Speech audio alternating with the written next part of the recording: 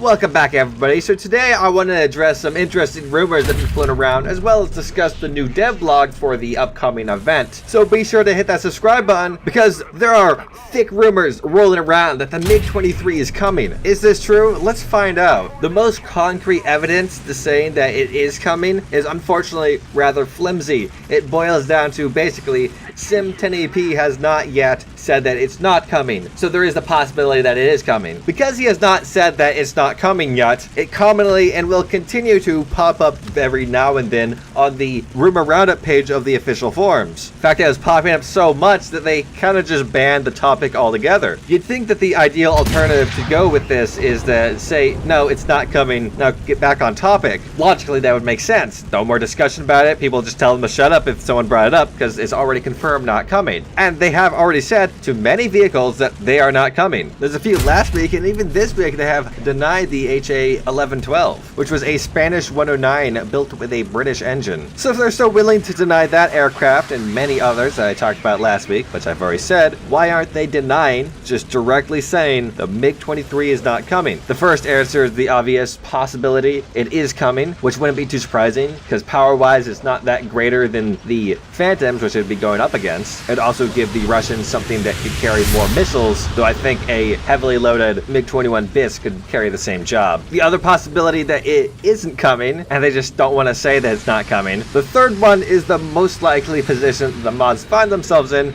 They don't know if it's coming or not. They've listened to people's arguments and it makes sense that it's coming, but they have no direct communication or haven't bothered to communicate with the devs to figure out if it is coming. So I guess it's up to us to figure out, do you think it's coming? As I said earlier, it wouldn't be too much more powerful, at least the early variants of it, than aircraft that we already have in game. It would have one major change in the fact that its wings can change position, which is a mechanic we haven't really seen unless you want to count air brakes or perhaps landing gear even, but even that is not a similar comparison because the wings change in position can change the jet's flight characteristics, which would be pretty cool to see in game. Honestly, that's why I want it in game. It is a really cool looking jet, but man, the wing changing position mid-flight, that would be so cool to see. Same reason why I want the F-14. But of course, the F-14 is a bit more powerful. Now here's the other reason why it's possible that the MiG-23 is coming, because somebody who I find rather reliable came to me telling me end of the year F-14 is coming. So the Russians are going to need something that can hold a candle to that thing, because that's a whole new generation of jet if they do plan to go that direction,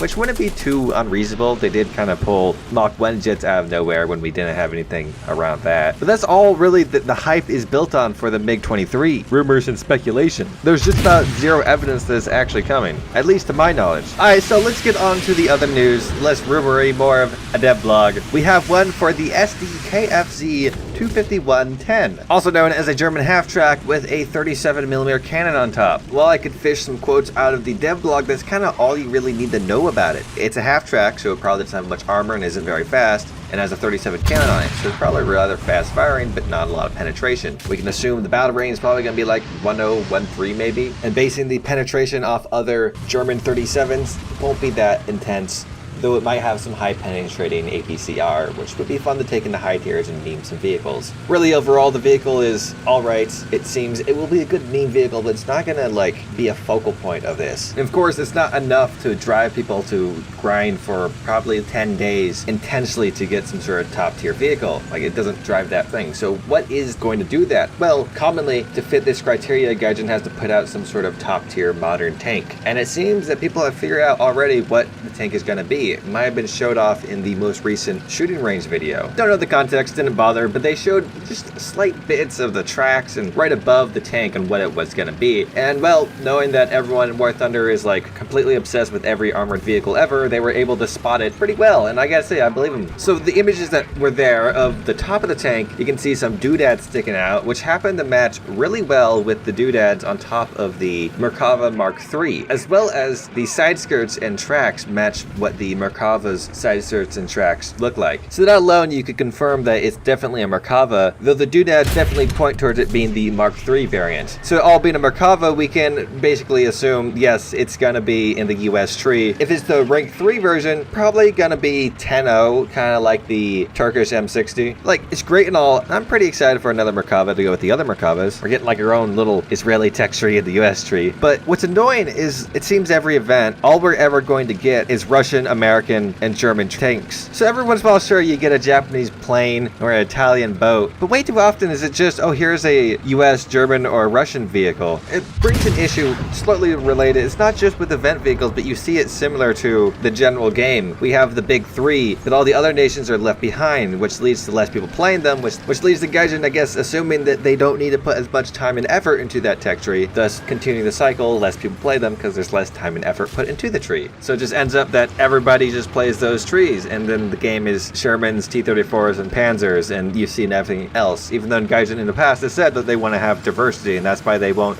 decompress BR spread, which in itself is funny because all you ever see at 8.7 is premiums, the same few premiums everyone bought. So where's this vehicle diversity you're looking for? But so far, that's really all we know about the event. We're probably going to get a devlog for this Merkava or the other vehicle that we don't know about yet Monday morning, probably when this video gets out. Let's get on to the next subject, which is a bit more important to everyday gameplay, not a upcoming event. There was some pretty massive changes to a lot of top tier Russian and American tanks. The way they present it is stating that the protection parameters for US and Soviet main battle tanks has been changed. Apparently in the most recent patch, some Soviet MBTs had changes to their armors that were incorrect. However, they were also mostly set correctly. I'm sure about that one, Gaijin. But anyways, they have their own explanation on what changed and this or that. But we actually do have the exact number of values that were changed thanks to some data mines. So a big thank you to gszabi 99 for data mine the whole thing, and we can point to what exact area of the tank had been nerfed and buffed. I don't know if I'm going to go over every single detail because it's quite extensive, but the tanks where they are mostly affected were the M1s. The Russian tanks did also get slightly affected, but their list of things changed was not nearly as great.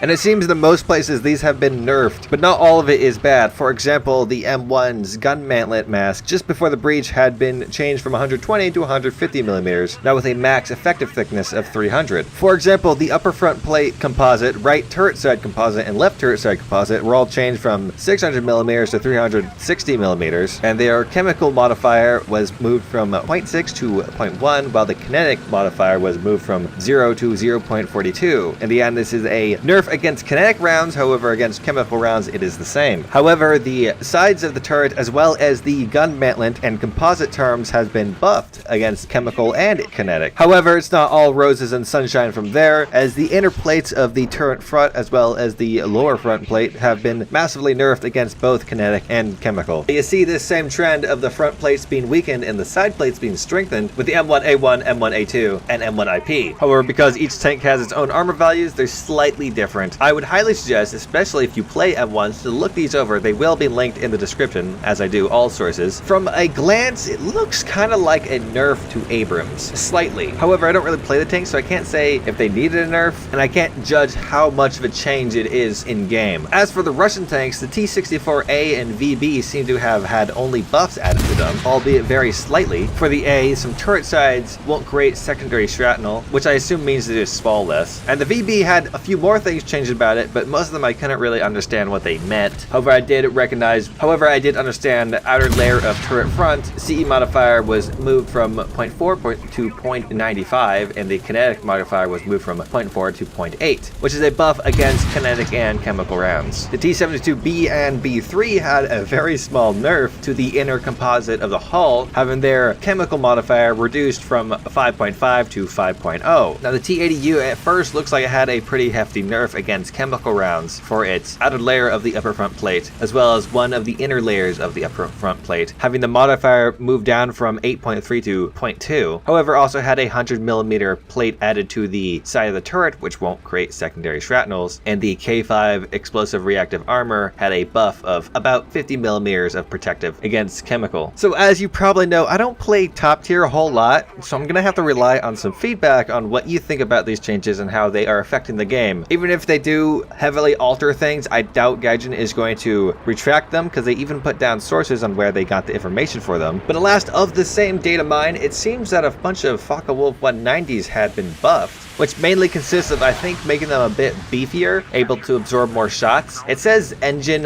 HP, which I first thought was horsepower, but then it says engine cover HP, so I think it means health points. So I guess you can just take more shots to your engine now in a Focke-Wulf, which is great, because going on head-on in those things is pretty fun with all those 20s. But first, before I end this video, I'd like to give a major shout out to some people who are obviously next level individuals. Most likely drive some pretty insane sports cars and fight off African warlords. These would be the patrons and YouTube members. First, let's start off with a new patron. That would be Devis, donating $10 a month. Thank you very much, man. Another big thank you for Tex for donating $10 a month as well. And for the $5 patrons, there is Soviet Aqua, CMDR Edward, and Suko Bliat Edie Nahue. Thank you very much, guys. For the YouTube members, at the $1 level, we have Young Bruh, Bouncy Seal, Cupcake Jesus, T for Tom, Luce, Mako, and Raymond the Saints. At the $5 level, there is The Royal Rat, Lazu Seafood Dai, GG Ultra Blue, I Like Them Thick, Matthew Cameron, Lars Henrik, Peter Klopensky,